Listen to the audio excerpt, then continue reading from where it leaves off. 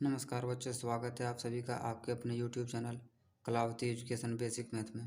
प्यारे बच्चों, आज हम लोग देखेंगे मॉडल सेट 3 विषय विज्ञान का झारखंड बोर्ड 2023 एग्जाम का। तो देखिए, प्रश्न को हम लोग शुरू करते हैं। इसके पहले हम लोग सेट 1 और सेट 2 को कर चुके हैं, तो अभी हम लोग तीसरा सेट करेंगे, जिसका कि पहला प्रश्न हम लोग के सामने है। एक लड़का समतल दर्पण के सामने 100 सेंटीमीटर की दूरी पर खड़ा है। लड़के और प्रतिबिंब के बीच की दूरी क्या होगा? तो देखिए, आपका विकल्प है ए नंबर में 100 सेंटीमीटर, बी नंबर में 200 सेंटीमीटर, सी नंबर में 300 सेंटीमीटर और डी नंबर में 400 सेंटीमीटर। तो इसका जो सही आंसर होगा, जो विकल्प उसका सही होगा, वो 200 सेंटीमीटर होगा, यानी कि विकल्प नंबर बी। फिर देखिए, दूसरा जो प्रश्न है, दूसरा प्रश्न हमारे पास ये है कि एक वस्तु अवतल दर्पण के सामने 10 सेंटीमीटर पर रखा है, जबकि दर्पण की फोकस दूरी 20 सेंटीमीटर है, तो प्रतिबिंब बनेगा।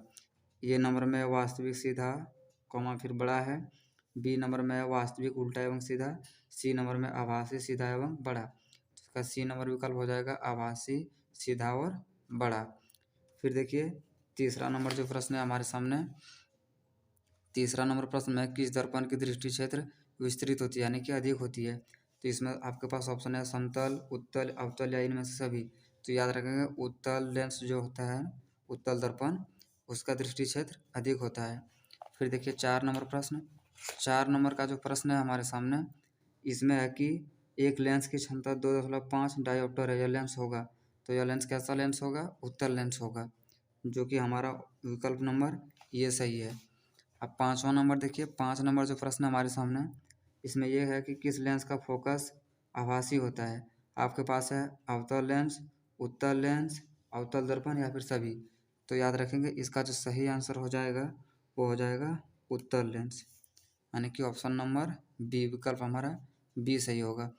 फिर देखिए, तीसरा जो हमारा 6 नंबर जो सवाल है हमारा, इसमें कि वायु से गमन करती प्रकाश की एक किरण जल में तिरछी प्रवेश करती है। प्रकाश किरण अभिलंब की ओर झुकेगी, अभिलंब से दूर हटेगी, दोनों या फिर उपयुक्त में से कोई नहीं। तो याद रखिएगा, अभिलंब की ओर झुकेगी। फिर देखिए, 7वां नंबर जो प्रश्न है हमारे सामने, 7 नंबर प्रश्न में है नेत्र द्वारा रेटिना पर किसी वस्तु का कैसा प्रतिबिंब बनता है? ये नंबर ऑप्शन है वास्तविक एवं उल्टा। तो यही हमारा आंसर हो जाएगा। फिर देखिए, 8 नंबर जो प्रश्न है हमारे सामने, इसे 8वां नंबर प्रश्न में पूछा गया है कि पक्षामाभी पेशियों के दुर्बल होने से कौन सा दृष्टिदोष उत्पन्न होगा? तो याद रखेंगे कि पक्षामाभी पेशियों के दुर्बल होने से जरा दूरदृष्टिता होता है, जो कि इसमें नहीं दिया है विकल्प में, निकट दृष्टिदोष और दूर दिया हुआ है। तो इसका विकल्प नंबर सी सही हो जाएगा। अगर आपका एग्जाम में विकल्प में रहे जरा दूरदृष्टिता, तो उसी में आप सही करेंगे। अब देखिए, 9 नंबर का प्रश्न को हम लोग देखते हैं। देखिए, 9 नंबर जो प्रश्न हमारे सामने, इसमें कहा गया है कि आँख की उत्तल लेंस की वक्रता बदलने में कौन सी मांसपेशी सहायता करती है? ये नंबर ऑप्शन है सिलियरी, बी हाथ की पेशी, सी नंबर में पैरी की पेशी या इनमें से कोई नहीं। तो याद रखेंगे, इसमें जो होगा वो सिलियरी होगा। फिर 10वां नंबर जो प्रश्न है, इस प्रश्न में हमें कहा गया है कि नेत्र के किस भाग में प्रतिबिंब का निर्माण होता है? तो इसका निर्माण दृष्टिपटल में होता है, जो कि विकल्प नंबर ये सही हो जाएगा। फिर देखिए, 11वां नंबर प्रश्न, इसमें कहा है कि विद्युत धारा किस यंत्र से मापा जाता है? आपके सामने वोल्टमीटर, ये मीटर, बैटरी या गैल्वेनोमीटर। तो इसका ऑप्शन नंबर बी सही हो जाएगा, ये मीटर से। फिर आपके देखिए सामने है 12वां नंबर कि प्रतिरोधकता का एसआई मात्रक क्या है? तो प्रतिरोध का एसआई मात्रक ओम होता है, जो कि विकल्प नंबर वो मीटर, यानी कि हमारा विकल्प नंबर ये सही होगा। फिर देखिए, 13 नंबर जो प्रश्न है, इस प्रश्न में हमें पूछा गया है कि चुंबकीय क्षेत्र रेखाएं चुंबक के किस ध्रुव से प्रकट होती है? तो ये याद रखेंगे आप, उत्तरी ध्रुव से होता है, जो कि विकल्प नंबर ये सही होगा। फिर देखिए, 14 नंबर प्रश्न, इसमें कि निम्न में से कौन सा कथन सत्य है? तो इसका जो आंसर हो जाएगा वो सी नंबर हो जाएगा। फिर देखिए, 15वां नंबर प्रश्न, कहता है चिप्स के पैकेट में विकृत गंधिता से बचने के लिए कौन सी गैस डाली जाती है? तो याद रखेंगे, इसका जो आंसर होगा वो बी होगा, नाइट्रोजन गैस डाली जाती है, ताकि कोई भी चिप्स या कुरकुरे खराब ना हो। फिर देखिए, 16 नंबर जो प्रश्न है हमारे पास, इसमें यह है कि मीथेन का दहन उदाहरण है, जो कि हमारा ये नंबर विकल्प सही है, ऊष्माक्षेपी अभिक्रिया का।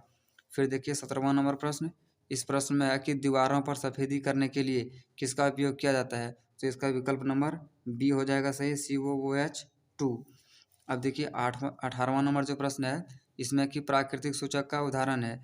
ये नंबर में हल्दी, बी नंबर में लिटमस पत्र, सी नंबर में वेनिला और डी नंबर में उपयुक्त में से सभी। जिसका जो आंसर हो जाएगा वो हो जाएगा बी नंबर लिटमस पत्र। अब देखिए 19वां नंबर जो प्रश्न है हमारे सामने इसमें है इनमें से कौन प्रबल क्षारक नहीं है। जिसका विकल्प देखिए लोग नेक्स्ट पेज पे देखते हैं। तो देखिए इसका आंसर नंबर हो जाएगा डी, इनमें से कोई नहीं। फिर देखिए 20वां नंबर प्रश्न।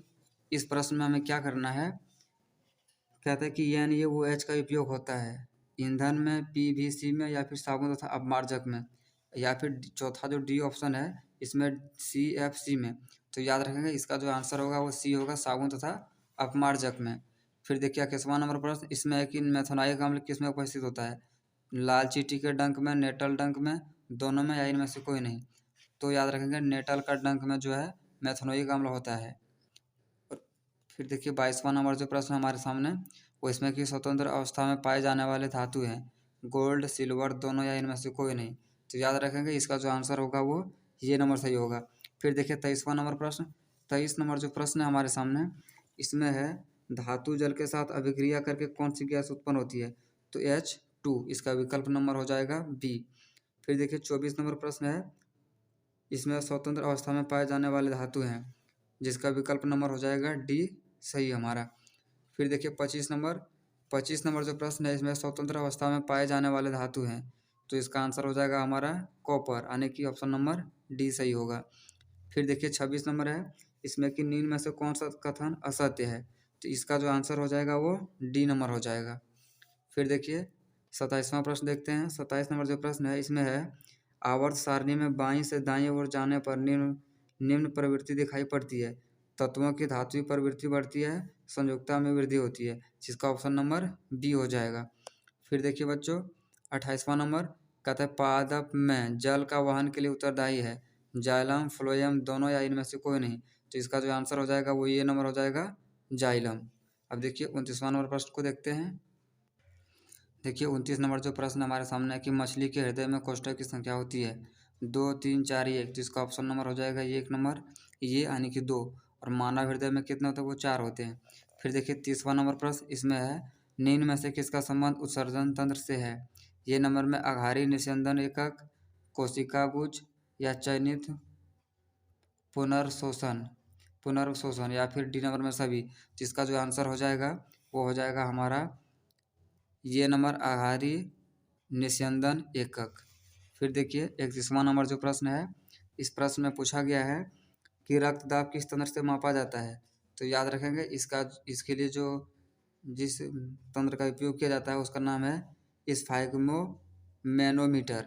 फिर देखिए 32वां नंबर प्रश्न 32 नंबर जो प्रश्न है इसमें है कि कौन सा हार्मोन अधिवृक्क ग्रंथि से स्रावित होती है, इंसुलिन, एड्रेनलिन और सी नंबर में है थॉरोक्सिन या डी में इनमें से कोई नहीं। तो इसका आंसर नंबर बी हो जाएगा विकल्प सही। अब देखिए 33वां नंबर प्रश्न। 33 नंबर जो प्रश्न है इसमें कि वृद्धि हार्मोन कहाँ से स्रावित होता है। ए नंबर ऑप्शन में पीयूष ग्रंथि, जो कि इसका सही है ये। फिर देखिए 34वां नंबर प्रश्न इसमें विषाणु जनित रोग है। आपके पास ऑप्शन है HIV, एड्स, वार्ट, दोनों या इनमें से कोई नहीं। तो याद रखेंगे इसका विकल्प नंबर ये हो जाएगा सही, HIV, एड्स। फिर देखिए 35वां नंबर देखेंगे। 35 नंबर जो प्रश्न है इसमें है कि प्लेसेंटा की संरचना होती है। तो ये नंबर में जो ऑप्शन है तस्तिरुनुमा, बी नंबर में गोल आयताकार, सी नंबर में और डी नंबर में इनमें से कोई नहीं। जिसका जो आंसर हो जाएगा वो ये नंबर हो जाएगा तस्तिरुनुमा। फिर देखिए 36 नंबर जो प्रश्न है 36 नंबर प्रश्न में है कि निम्न में से कौन जीवाश्म का उदाहरण है। ये नंबर में ट्राइबोलाइट, नाइटिया, राजासोरस या फिर सभी, इनमें से सभी। तो यहाँ देखेंगे सभी का ऑप्शन है जिसका जो विकल्प नंबर डी सही होगा। फिर देखिए बच्चों 37 नंबर प्रश्न को। 37 नंबर प्रश्न में इनमें से कौन बौने पौधे को दर्शाता है, कैपिटल टी या फिर बी नंबर में टी स्मॉल एफ या फिर सी नंबर में स्मॉल एफ। तो इसका आंसर हो जाएगा सी, जो कि स्मॉल एफ है। फिर देखिए 38वां नंबर प्रश्न। 38 नंबर जो प्रश्न है इसमें है कि ग्लोबल वार्मिंग वैश्विक उरामन के लिए उत्तरदायी गैस है। आपके पास सामने ऑप्शन है ये नंबर में O2, बी नंबर में N2, सी नंबर में H2 और डी नंबर में CO2। तो इसके लिए जो उत्तरदायी गैस है वो CO2 है। तो इसका जो विकल्प नंबर सही होगा वो डी होगा। फिर देखिए 39 नंबर प्रश्न है, निम्न में से कौन कृत्रिम परितंत्र का उदाहरण है। तो याद रखें कृत्रिम परितंत्र यानी कि जो इंसान के द्वारा बनाया हुआ है। तो आपके सामने विकल्प है खेत, बागवानी, सी नंबर में दोनों, या फिर डी नंबर इनमें से कोई नहीं। तो याद रखेंगे 39 नंबर का जो प्रश्न जो आंसर होगा वो हमारा सी नंबर सही होगा, दोनों। ठीक है बच्चों। अब देखिए 40 नंबर प्रश्न, इनमें है कि बायोगैस का मुख्य घटक है। ये नंबर विकल्प है O2, फिर बी नंबर में CO2, सी नंबर में CH4 और डी नंबर में C4H10। तो इसका जो सही आंसर होगा वो होगा CH4। तो इस जो तीसरा सेट था इसमें टोटल 40 प्रश्न थे। सभी प्रश्नों को हम लोगों ने आसानी से देखा। उम्मीद करते हैं कि आपको बहुत अच्छी लगा होगा, सारी चीज़ें समझ में आया होगा। अब नेक्स्ट जो इसका सेट 4 है उसको अगले वीडियो के माध्यम से देखेंगे। तब तक आप बेहतर के साथ एग्ज़ाम की तैयारी करें।